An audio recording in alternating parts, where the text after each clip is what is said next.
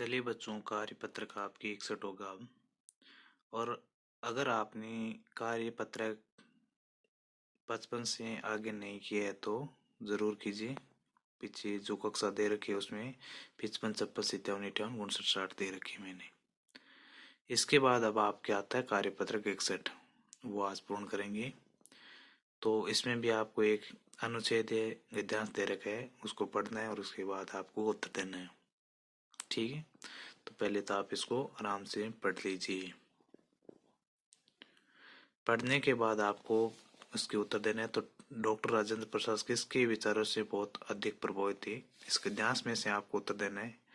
तो ये थे ज्ञानदेव जी के जो विचारों से राजेंद्र प्रसाद बहुत अधिक प्रभावित थे। तो इसका उत्तर होगा महात्मा ज्ञानदेव जी के विचारों से। इससे अगला प्रश्न आपके यानी पहले का ख है, डॉक्टर राजेंद्र प्रसाद ने किन कारण से लोकप्रिय नेता बने। तो भूकंप से पीड़ितों की सेवा करने के कारण, जो ऊपर गद्यांश में दे रखा है। इससे अगला आपकी गए, राजेंद्र बाबू ने वकालत क्यों छोड़ी। क्योंकि उसका उत्तर है महात्मा गांधी जी के विचारों से प्रभावित हो करके, विचारों से प्रभावित हुई, किस प्रकार से महात्मा गांधी जी ने लोगों की सेवा की थी, उसके विचारों से प्रभावित होकर राजेंद्र प्रसाद ने वकालत छोड़ी। अब एक है कि डॉक्टर राजेंद्र प्रसाद शर्मा भारत के प्रथम राष्ट्रपति थे।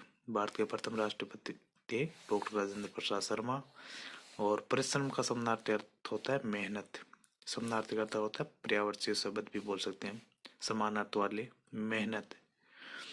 इससे अगला आपके दिए गए शब्दों में विलोम शब्द लिखिए। प्रभावित को अप्रभावित, लोकप्रिय को अलोकप्रिय, और असहयोग को असहयोग, और सफल को असफल।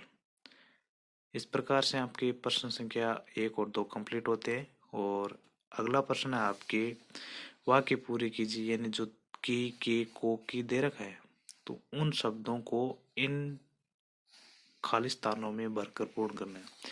जैसे डॉक्टर राजेंद्र प्रसाद शर्मा ने किसानों की समस्या को दूर किया,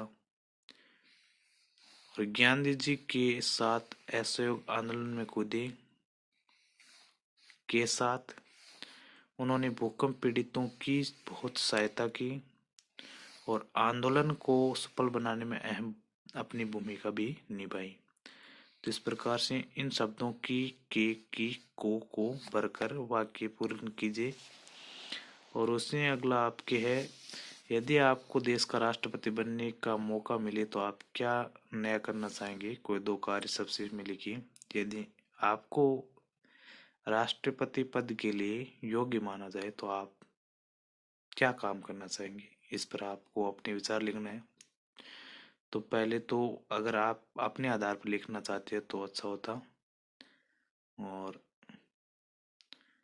लिख लीजिए शिक्षा नीति को सुधार, रोजगार को बढ़ावा देना व ज्यादा से ज्यादा रोजगार प्रदान करना। ये प्राथमिकता होती है एक राष्ट्र, विकसित राष्ट्र की, जिसमें शिक्षा पर ज्यादा ध्यान दिया जाता है, ताकि सभी लोग शिक्षित होने के बाद एक नया व्यवसाय भी शुरू कर सके। रोजगार को बढ़ावा देना चाहिए ताकि गरीबी खत्म की जा सके। और भी अन्य विचार हो सकते हैं आपकी। तो इस प्रकार से आपके कार्यपत्रक 61 पेज नंबर 85 कंप्लीट होता है। और आप इसको पूर्ण करने के बाद कार्यपत्रक 62 इसी अगली कक्षा में पूर्ण करेंगे हम। धन्यवाद।